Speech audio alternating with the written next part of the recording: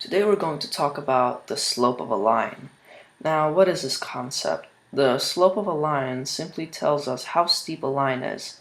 I'll show you an example later in this video, but for now let's take a look at the formula. So traditionally you would see this. Let me quickly write this down. Excuse me, that didn't look like an M. M equals our first y minus our second y divided by our first x minus our second x. Now this looks a bit of a mess and it's really complicated. However, there's an easier way. So let's quickly erase this formula since we won't be using it. This is the one we're going to be using instead. And I find it much more easier to use because it makes more sense. Okay, so right now you're probably thinking, what is this triangle? Well, this triangle is simply a Greek letter and represents delta, or change of. So simply this formula is saying the change in y divided by the change of x. Pretty simple. So let me quickly add a graph here. There you go. Now let's make a straight line. It's not going to be a parabola like a curved line. It's going to be a straight line going positively up. So let's first off, let's put it 2 dots. So let's put it on -2, -5, and another dot on 2, 2. So this is going to be our standpoint where we're going to calculate our change in y and x. So now let's just add the line that's going to. I'll make this line infinity, so it's going to keep going, keep going, keep going. Let's see. There we go, that's our max. And let's finish this line here. I'm trying to make this as straight as possible. There you go. Not bad.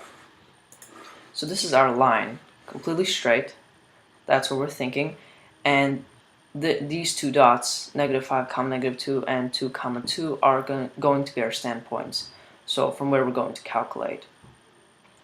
So let's quickly label these points. It's going to help out. So let's label this point. It's going to be -5, -2, and let's label this dot here. That's going to be easy enough, 2, 2. Okay, so we got that down. We don't have to keep counting. Okay, now what is the change in y? Because that's going to be our first number we're going to find out. The change in y is simply how much lift occurs from this dot all the way up until we reach this dot from this angle here. Okay, so y is this line here. So let me quickly label this so we won't get messed up. This vertical line is y, and our horizontal line is going to be called x. So our change in y is simply going to go up until we reach the max point of 2, 2, all the way from here, but we're going straight up. So let's count that, and we're going positive, straight up. So that's 1, 2, 3, 4. So till here it's going to be a rise of 4.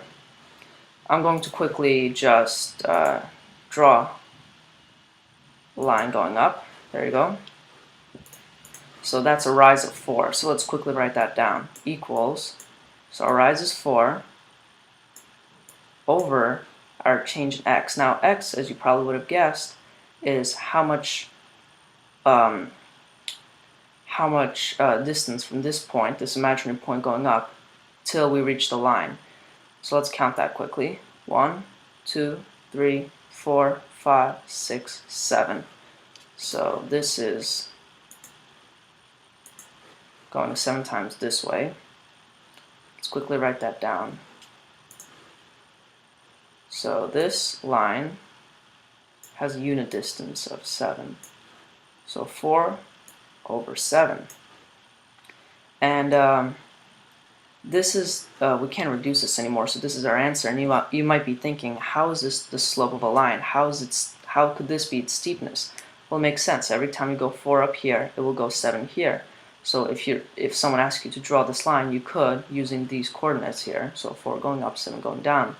If you times 2 from both of them, so 4 times 4 is 8, 7 times 7 is, 4 times 2 is 8, 7 times 2 is 14. So if we're going 8 times up, it will take 14 times to go here. So it doesn't matter at all how big or low the number is.